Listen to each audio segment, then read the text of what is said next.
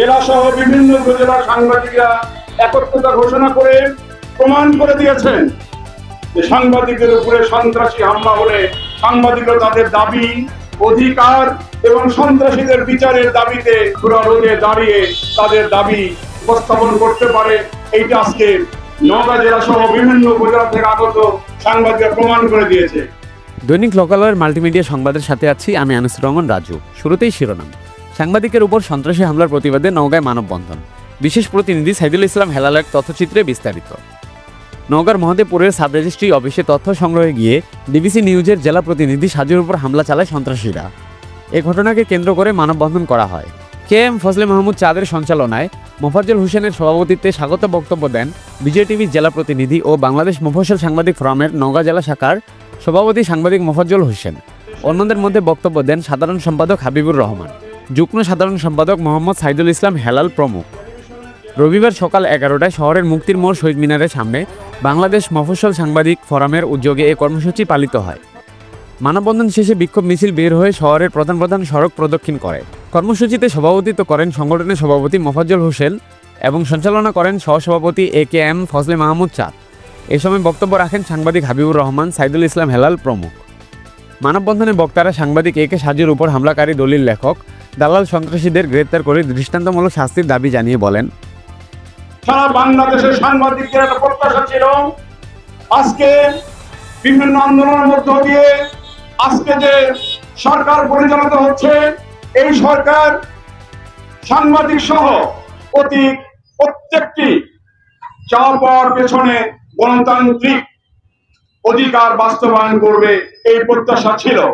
কিন্তু দুঃখের সাথে বলতে হয় এই অন্তর্বর্তীকালীন সরকার আপনার দায়িত্ব পালন করবার ক্ষেত্রে যেভাবে সারা দেশে সাংবাদিক নির্যাতন অব্যাহত রেখেছে, যেভাবে সাংবাদিক ধিক্কার জানায় এই অন্তর্বর্তী সরকারকে। আপনারা যেখানে সাংবাদিক সুরক্ষা করতে পারেন না, জাতির বিবেক যারা চতুর্থ স্তম্ভের একটি স্তম্ভ সাংবাদিক, তাদেরকে যখন রক্ষা করতে পারেন না, তাদের রক্ষার ক্ষেত্রে যখন ব্যর্থতার জায়গায় দাঁড়িয়ে থাকেন, তাই আমরা সাংবাদিক মনে করি আজকের এই অন্তর্বর্তী সরকার আপনি সম্পূর্ণ ব্যর্থতার জায়গায় দাঁড়িয়েছেন।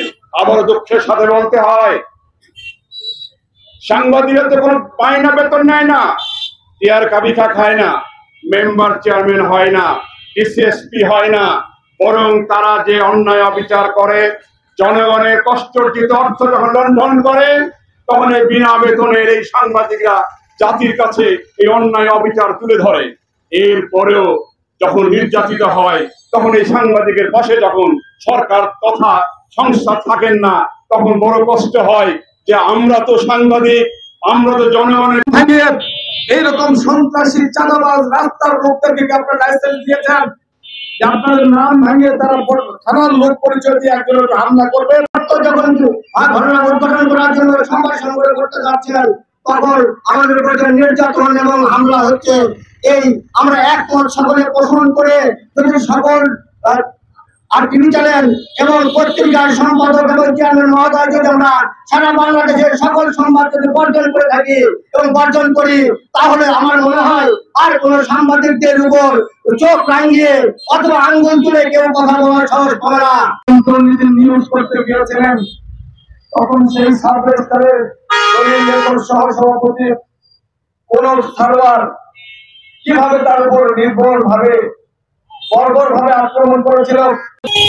দুঃখ ভারাক্রান্ত আমি মানববন্ধনে দাঁড়িয়েছি যে আমাদের একজন সহকর্মী নওগাঁর মহাদেবপুরে সাবরেজিস্ট্রি অফিসের অনিয়ম দুর্নীতির সংবাদ সংগ্রহ করতে গিয়ে তাদের দ্বারা নির্যাতিত। এই সরকারের কাছে অনুরোধ জানাই যে সারা দেশে যে মব সৃষ্টি করে মানুষকে নির্যাতন করা হচ্ছে, সাংবাদিকরাও কিন্তু এর বাহিরে নয়। আপনারা জেনে থাকবেন যে গাজীপুরে আমরা কি লক্ষ্য করেছি যে প্রকাশ্যে কুপিয়ে এক তুহিন নামের এক সাংবাদিককে হত্যা করা হয়েছে। পাশাপাশি আমরা দেখেছি যে সারা দেশেই প্রতিদিন কোনো না কোনো ভাবে কিন্তু সাংবাদিকরা নিপীড়িত, নির্যাতিত এবং হত্যাকাণ্ডের শিকার হচ্ছে। আর কতদিন এই হত্যাকাণ্ড চলবে? আমরা ইন্টিরিয়াম সরকারের কাছে আশা করেছিলাম যে আমরা বাক স্বাধীনতা পাবো, আমরা আমাদের কলম খুলে লিখতে পারবো, কিন্তু কোথায় সেই স্বাধীনতা? আজকে আমরা নিজেরাই নির্যাতিত কাহিনীগুলো হচ্ছে। প্রশাসনের পতন এত নীরব কেন? প্রশাসন কি এখানে কোনো ভাগ পাই না কি পাই যে আমরা কোনো কিছু তার সেবা পাই না? আমরা সাংবাদিকরা দাঁড়ে দাঁড়ে আমরা ঘুরেও কোনো সেবা পাচ্ছি না। এই সকলের হাত থেকে রক্ষার কারণে একটু প্রশাসনের দৃষ্টি আকর্ষণ করছি এবং অন্তর্বর্তীকালীন সরকারের দৃষ্টি আকর্ষণ করছি যে আমাদের সাংবাদিকের উপর একটু সদয় গতি দেখানো হোক। এই বলে আমরা বক্তব্য শেষ করছি। আল্লাহ হাফেজ।